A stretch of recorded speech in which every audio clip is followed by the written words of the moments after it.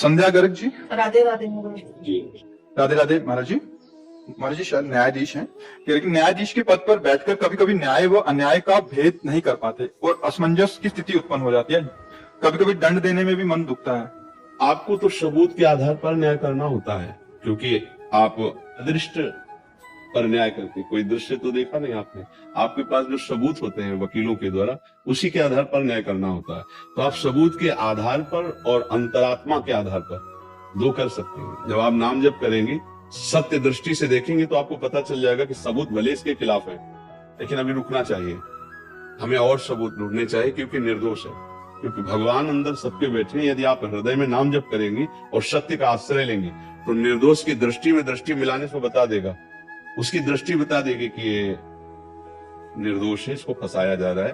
क्योंकि अर्थ की प्रधानता होने पर दोषी अपने सबूत एकत्रित कर सकता है मुक्त होने के, और अर्थहीनता होने के कारण निर्दोष असमर्थ हो सकता है।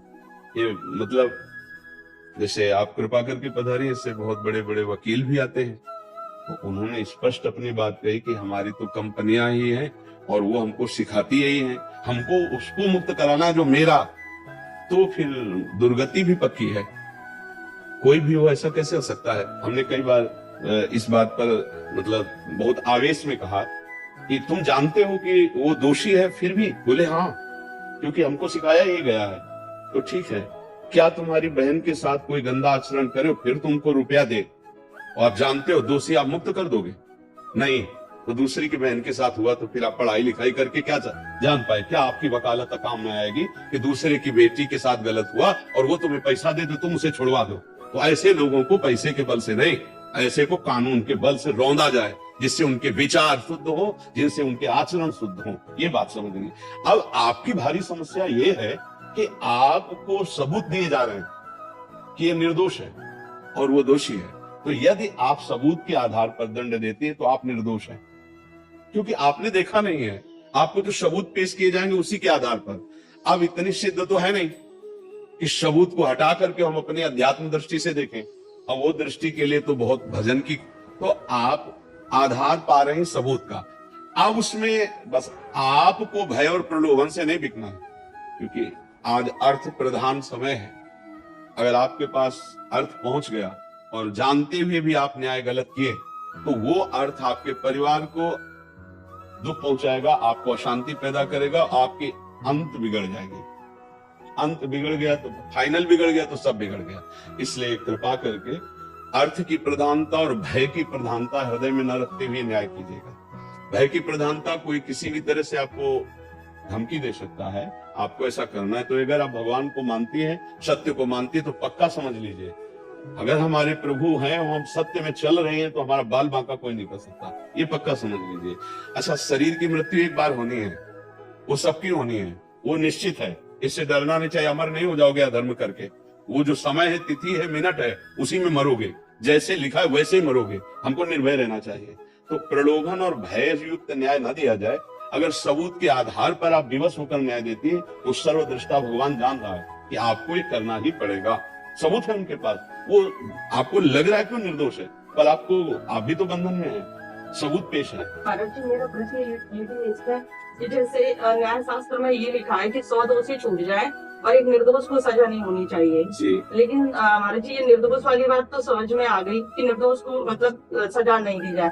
पर अगर महाराज आप मतलब जो हमारे पास है मैटर, उसमें दोषी के आधार नहीं दिख रहे हैं कि ये दोषी है, लेकिन आपको अपनी आत्मा बोल रही है, सब कुछ दिख रहा है कि ये दोषी है। अब अगर उसको हम सजा नहीं दें तो जिसके साथ जो कृत्य हुआ है उसके साथ भी तो अन्याय कर रहे हैं। हाँ, तो अंतरात्मा जब कह रही है और आपको प्रमाण मिल रहा है कि आप, प्रमाण नहीं मिलते हैं कई बार, तो फिर अब इसमें आप असमर्थ पाई जाएंगे ना, फिर आपकी बात कैसे माननी होगी? तब भी तो अन्याय ही हुआ ना। तो इसीलिए एक संत जज थे, वो जज का त्याग करके यही स्थिति आई थी जब उन्होंने मृत्यु दंड उसके लिए निश्चित किया निर्दोष को सबूत के आधार पर।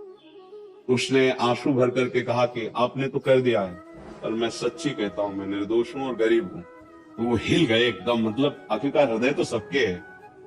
उन्होंने आंख मूंदी और कहा, अगर कोई परमात्मा है, ईश्वर है, वो सबसे बड़ा न्यायाधीश है। तो मेरे हृदय में कोई संकेत करो या प्रमाण करो।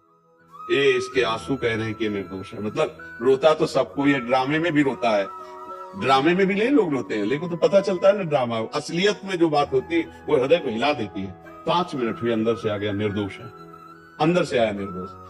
तो उन्होंने कहा कि प्रमाण के बिना हम कैसे इसे बचा सकते हैं, हमारे कहने मात्र से थोड़ी हो जाएगा। आप मान लो कि तो मैंने इसको क्षमा किया, मैं तो आपके पास प्रमाण क्या है? कि आपको कहा जाएगा कि आपको पहुंच चुकी होगी रकम, इसलिए आप ऐसा, अब वकील आपके खिलाफ हो सकता है कि सर हम आपको प्रमाण दे रहे हो, आप उसके पक्ष में कर रहे हैं। इसका मतलब है कि उन्होंने थोड़ी देर के लिए भगवान से प्रार्थना की कि मुझे प्रमाण चाहिए। फिर वकील से बात की जो उसका पक्ष का था, एक बार फिर नीचे अदालत से जांच करते हुए हमको तो समय रखा और इन प्रकार उसको बचा लिया।